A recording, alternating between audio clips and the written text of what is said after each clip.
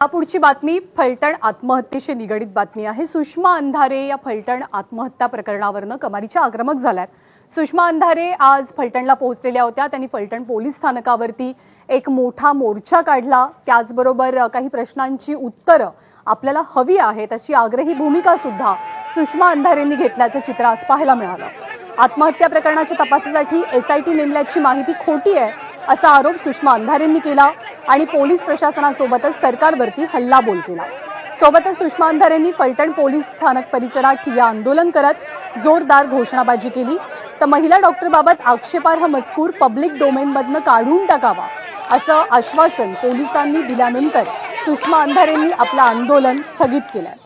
संबंधित प्रकरण हे फास्ट ट्रॅक कोर्टात चालवलं जावं अशी मागणी सुद्धा अंधारेंची आहे।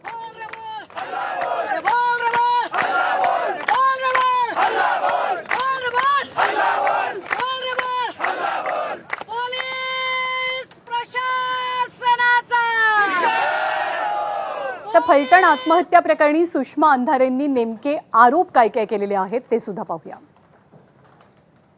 एकतर म्हणजे काही लोक एसआयटी म्हणाले, मी तर उच्चस्तरीय चौकशीच म्हणते, पण सरकारने याच्यामध्ये उच्चस्तरीय चौकशीच सोडा, पण सरकारने याच्यात एसआयटी सुद्धा केली नाही।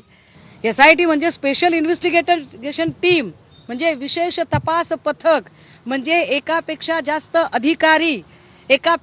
अधिकारी का म्हटलं जातं? कारण एकाच अधिकाऱ्याची मोनोपॉली होऊ नये म्हणून, एकाच अधिकाऱ्याने स्वतःच्या एकट्याच्या मूडने काम करू नये म्हणून। मग विशेष तपास पथक कुठे आहे?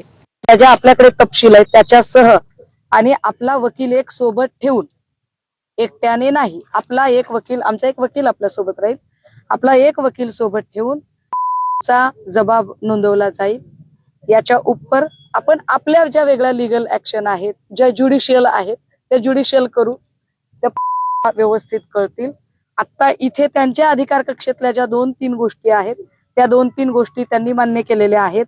ज्या 2 महत्वाच्या आहेत की एसआयटीच्या संबंधाने, ते त्यांच्या अधिकार कक्षेतली बाब नाहीये, त्याच्या संबंधाने जसे आता इथे बसलोय, अगदी त्या पद्धतीने आपण एकदा सीएम सोबत बसूया, सीएमला एकदा बोलूया की तुम्ही नेमकं काय ठरवलेलं आहे ते।